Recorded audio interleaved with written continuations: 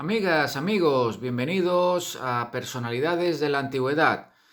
Llegamos al octavo programa donde nos vamos a centrar en las primeras personalidades del mundo de la Grecia de la Antigüedad. Será en este programa y en el siguiente en los cuales nos centraremos, como decía, en personalidades de la Grecia antigua. Suscribiros, dad like si os parece interesante la información. Estad atentos siempre a los programas venideros en cada 2 semanas aproximadamente.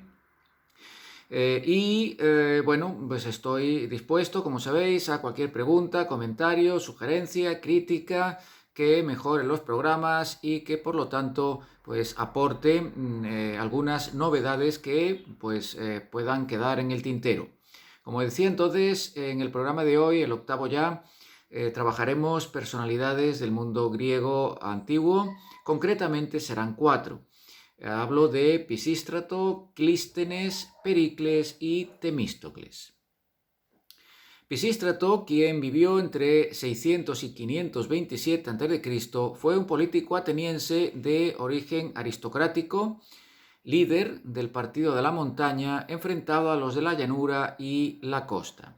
Hacia el 560 antes de la era, se apodera de la Acrópolis, sustituyendo el poder aristocrático de la ciudad por su tiranía. Sin embargo, las familias aristocráticas lograrían expulsarle un par de veces del poder y por lo tanto de la ciudad de Atenas, si bien logrará retornar e imponerse reclutando mercenarios extranjeros. Se mantuvo en el poder prácticamente hasta su fallecimiento. Basándose en la legislación de Solón, alcanza un cierto consenso social gracias a medidas de profundo calado y populares, como una reforma agraria que benefició al campesinado, la acuñación de una moneda estatal, la promoción de las artes, el fomento de la artesanía y el comercio, el refuerzo militar de Atenas y, sobre todo, la construcción de un conjunto de obras públicas de gran significación. Sería sucedido por sus hijos Hiparco e Hipias.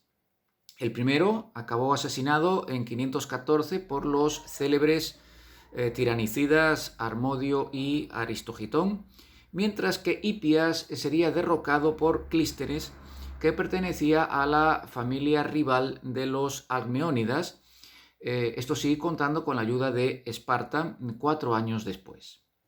Precisamente vamos a hablar ahora de Clístenes. Clístenes fue un político reformista ateniense del siglo VI antes de la era, perteneciente a la familia de los Alcmeónidas y líder del Partido Democrático Ateniense. Fue el responsable de una de las reformas políticas de mayor impacto en Grecia, o al menos en la Grecia clásica, fundamento del Estado democrático de la Atenas de los siglos V y IV a.C. Como líder del Partido del Pueblo, se opuso abiertamente al triunfo de la oligarquía, liderada por Iságoras, luchando por instaurar un sistema político en el que la soberanía la ejercieran los ciudadanos. Defenderá la continuación de las reformas de Solón hasta lograr la soberanía del demos. Tras derribar al tirano Hipias, se hace cargo del poder en Atenas, pero en 508 es expulsado por su rival, es decir, por Iságoras, que quería restaurar el gobierno oligárquico y por lo tanto frenar las reformas solonianas, debido a las presiones de Esparta, que veía con recelo las reformas iniciadas por Clístenes.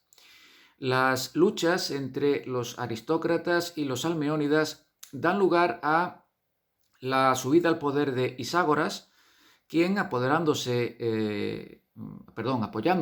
en Esparta, se convertirá en tirano de Atenas.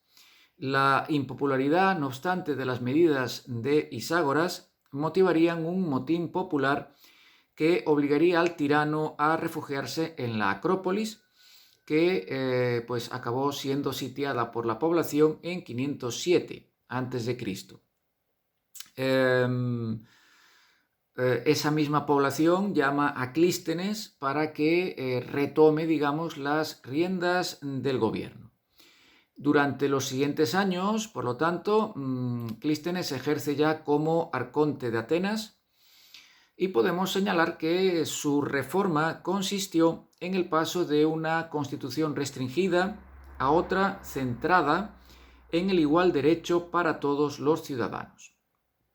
Para ello, lleva a cabo una reforma territorial dividiendo a la población en demos, es decir, antiguas comunidades rurales en las que vivía la población rural, la población del campo. Decía, una división de la población en demos, en trities y en fíleas. Clístenes convierte los demos en las unidades administrativas y en fundamento de la vida cívica de Atenas, y por lo tanto establece pues, los cimientos básicos de la misma.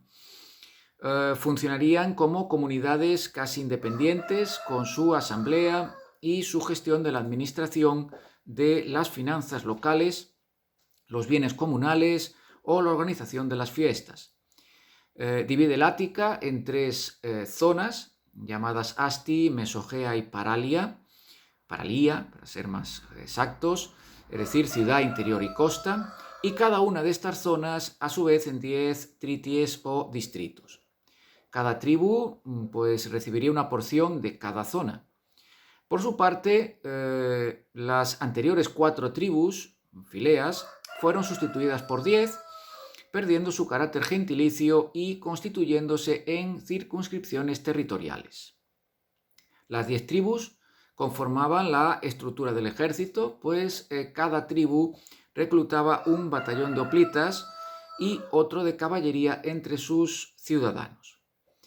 En lo tocante a la reforma administrativa, decir que el fundamento va a ser la Bulé, con 500 miembros, que será en este momento el fundamento de la soberanía popular frente a las presiones de una aristocracia concentrada en el Areópago. La reforma de Clístenes, aunque no quiso romper totalmente con la tradición aristocrática, hay que decirlo, logró arrancar el poder a la nobleza para dejarlo en manos del pueblo, y este es su verdadero logro. Para evitar la amenaza de la concentración de poder, crea finalmente una institución muy reconocida que se llama el ostracismo, y que implicaba la capacidad legal de la eclesía para expulsar de la polis a cualquiera que se considerase peligroso para esta soberanía popular y que por lo tanto pudiese pues, aglutinar el poder. Llegamos así a Pericles. Pericles fue un político ateniense, familia, por cierto, de Clístenes, que vivió entre 495 y 429 a.C. Fue miembro de la familia aristocrática de los Almeónidas y llega a ser discípulo de filósofos importantes como Protágoras o Anaxágoras. Su carrera política se desarrolla en el seno del Partido Democrático de Efialtes, llevando a cabo reformas que acentuaron el carácter democrático del Estado ateniense, a pesar de, por supuesto, la oposición oligárquica. Es nombrado estratego en 454 y consolida la posición hegemónica de Atenas en la llamada Liga de Delos. Esto es una confederación de ciudades griegas asociadas entre sí para combatir a los persas, empleando el tesoro de la liga para construir la famosa Acrópolis. También fomenta la expansión de las colonias atenienses por el Egeo e intensifica el programa de construcciones navales para configurar un imperio comercial ateniense. No pudo evitar finalmente el enfrentamiento de el enfriamiento, quise decir, de las relaciones con Esparta, lo que a la postre pues, daría lugar a la muy célebre también Guerra del Peloponeso, que nos cuenta Tucídides, entre 431 y 404 a.C. Con su mecenazgo, Atenas se convierte en el centro fundamental de la actividad cultural de la Grecia de la época. Pericles impulsa la celebración de los cultos de Eleusis, así como los festivales de las Panateneas. Por otra parte, es un estadista que se rodea de ilustres hombres de letras, como es el caso de los reconocidos historiadores Heródoto y Tucídides, además de trágicos como Sófocles o Eurípides.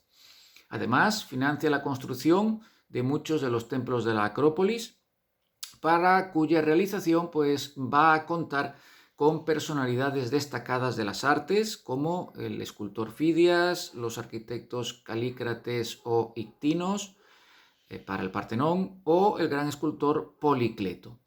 Bien, es cierto que el programa constructivo lo había iniciado el tirano Pisístrato, pero en cualquier caso es Pericles el responsable de su consolidación. Finalmente, Pericles muere víctima de la epidemia de peste en 429 a.C., de manera que ya no ve cómo sería la resolución de esa guerra del Peloponeso que no pudo o no supo evitar. Finalmente, Temístocles, podemos decir que fue un renombrado militar y estadista ateniense que vivió entre fines del siglo VI y el 5 a.C., fue elegido arconte en el 493 y participó en la muy famosa batalla de Maratón en 490 contra los persas. Promovió el poder naval ateniense, fuertemente asociado a los comerciantes de la polis. De hecho, después de conseguir forjar